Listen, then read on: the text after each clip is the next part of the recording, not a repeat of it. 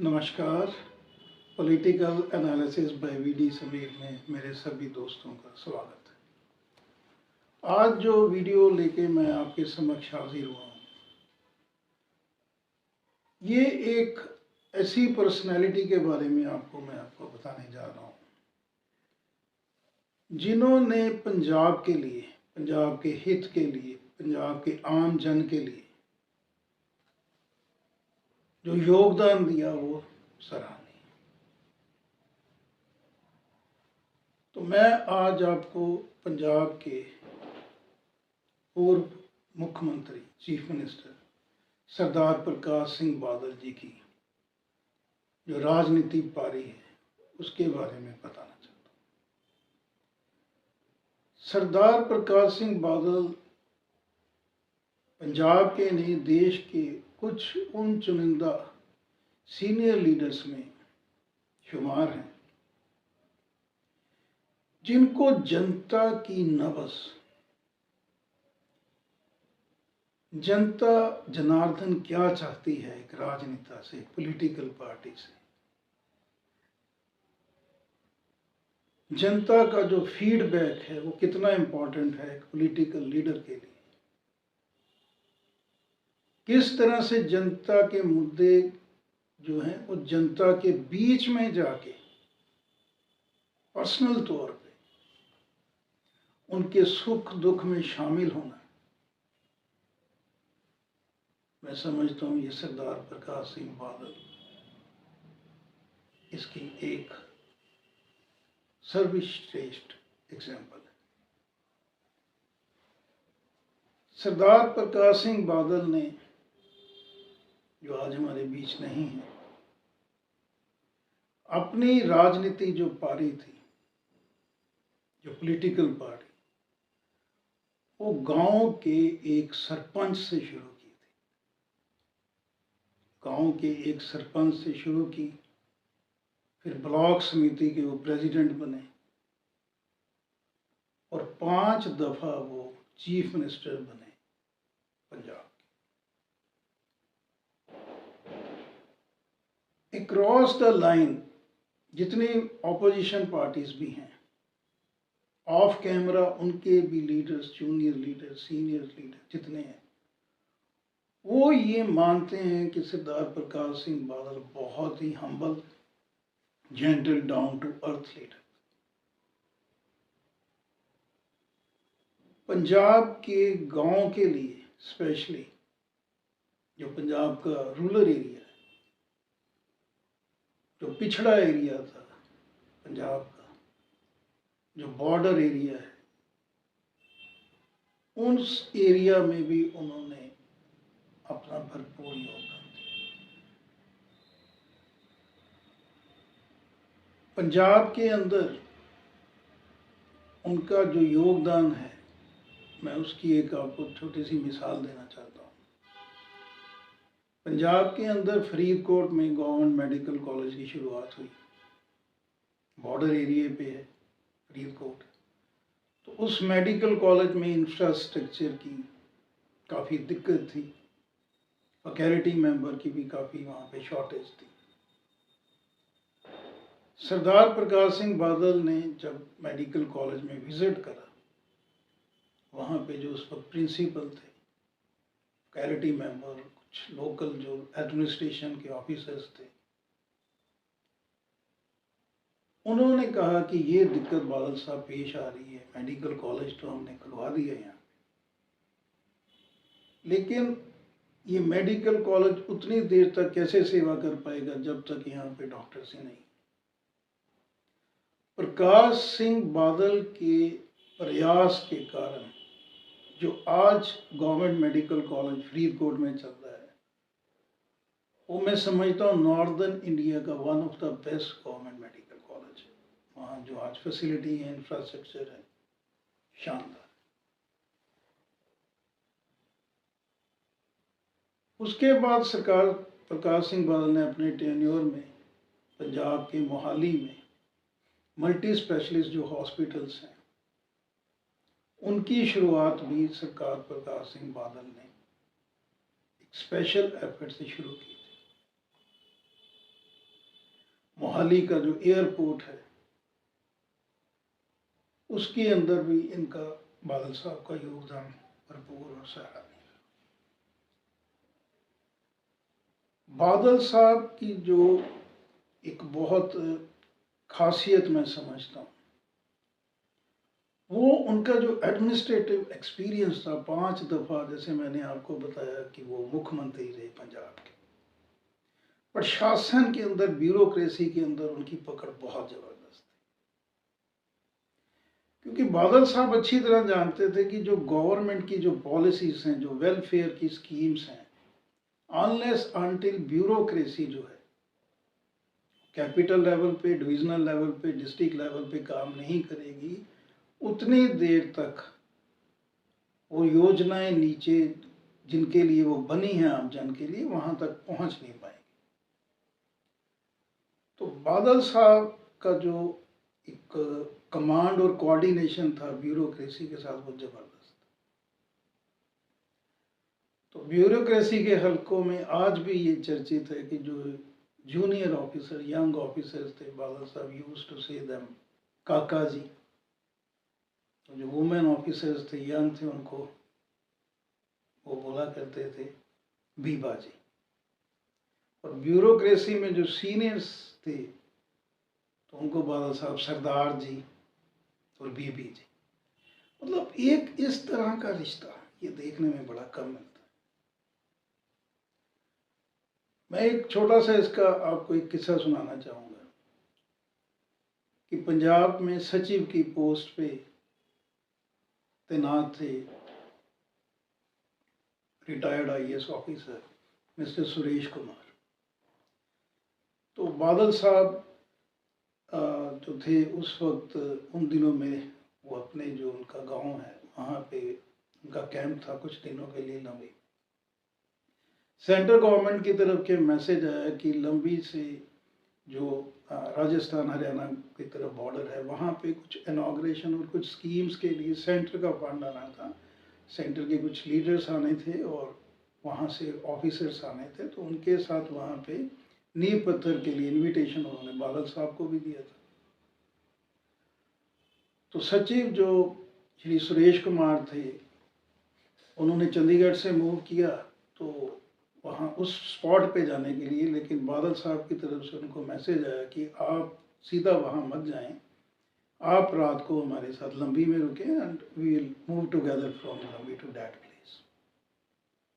तो कुमार जी शाम को 6 बजे लंबी में पहुँचे और चाय पान के बाद उनको मैसेज आया कि बादल साहब पर्सनली ये पूछ रहे हैं कि आप रात में क्या लेंगे, क्या खाएंगे।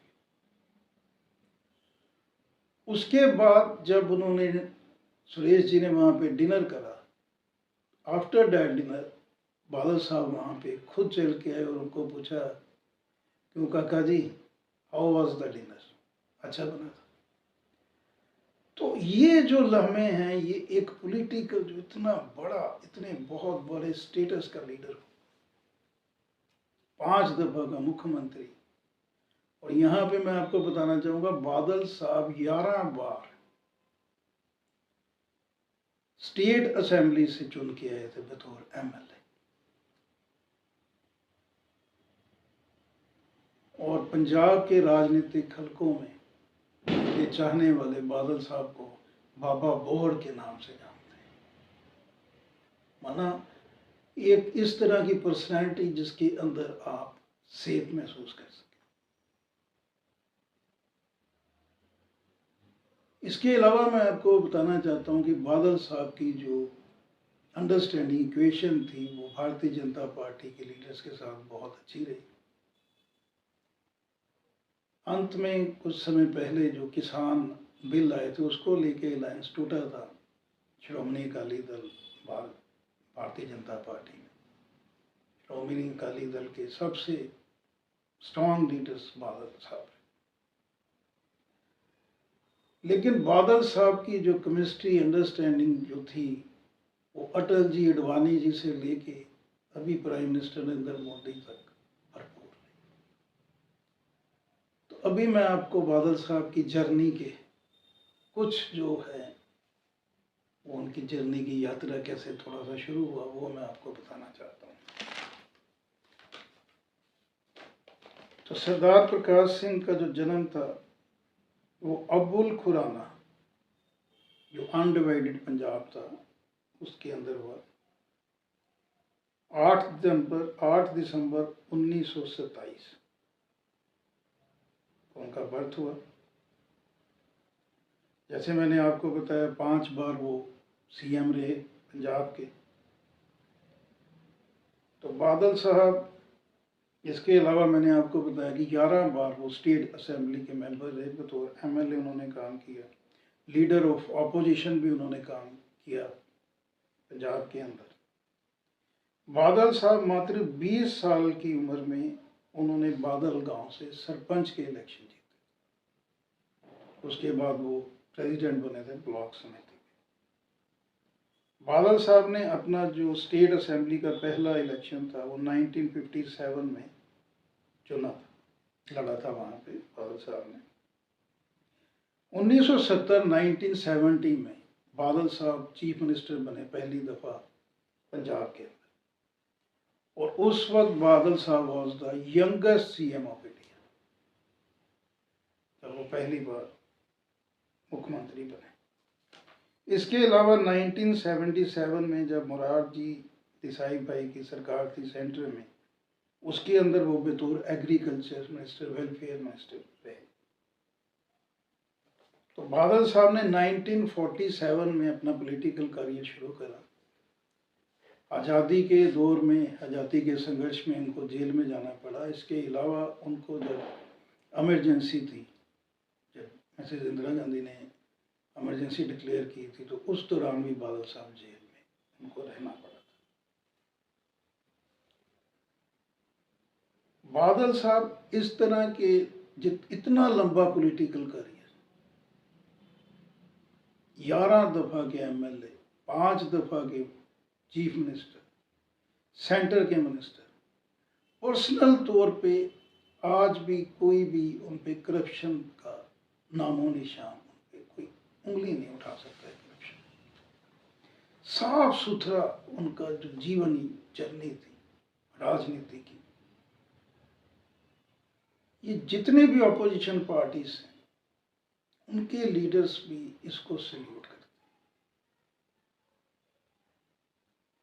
ऑफ कैमरा, क्योंकि कैमरा के अंदर आप अलग अलग पॉलिटिकल पार्टी से हो तो आपको अपना वहाँ पे कई बार ऑन द बेल्ट भी आपको अटैक करना पड़ता है अपोजिशन पे। लेकिन मैं आपको बताना चाहता हूँ एक ऑनेस्टी के फ्रंट पे कि बादल साहब के ऊपर कोई भी इस तरह का एलिगेशन कभी नहीं लगा। गुरेज करती रही हैं पॉलिटिकल पार्टीज। तो ये उनकी मैंने आपको जर्नी के बारे में बताया। तो बादल साहब के जो ब्यूरोक्रेसी के अंदर जो रिलेशंस थे जग जाहिर हैं। तो बादल साहब को 2015 के अंदर सेंट्रल गवर्नमेंट ने पद्म भूषण से निवाजा था।